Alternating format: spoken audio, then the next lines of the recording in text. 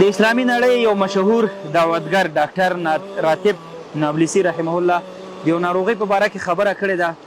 هغه 4 علایم ویلي. داسې ناروغي ده چې د هغې اواز هېڅ شته نه، کیدای شي زه هم پکې مبتلا یم، تاسو چې ما وینئ تاسو هم پکې مبتلا یئ.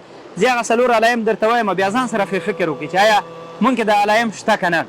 د هغې نه اول علامه یې دا ښودلې وی چې کله ته خپل کور ته داخل شي او خپل ټول د فامیل اعضا وګورئ چې هغې صحیح او سلامت وي، او دې وخت کې ته شکر ونه باسې چې یا رب الحمدلله چې زما فامیل روغ دی، ته شکر ونه باسې، ناشکره پاتې شي.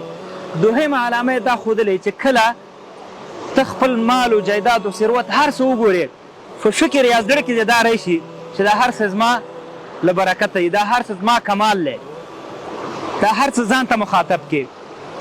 دوهمه علامه یې دا ده.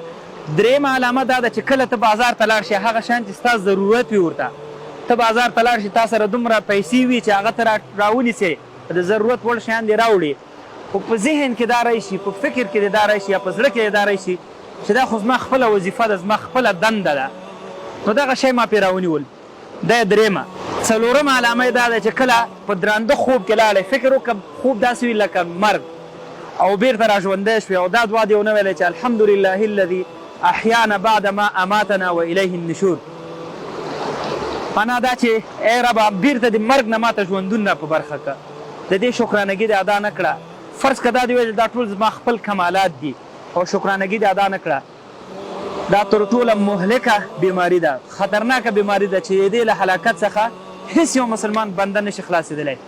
رب دې وکړي چې موږ تاسو له دغه ناروغۍ څخه ځان بچ کړو او په دې خپل ګریوان کې فکر وکړو چې دا هر څه موږ ته راکړي رب ذوالجلال را کړي. السلام علیکم.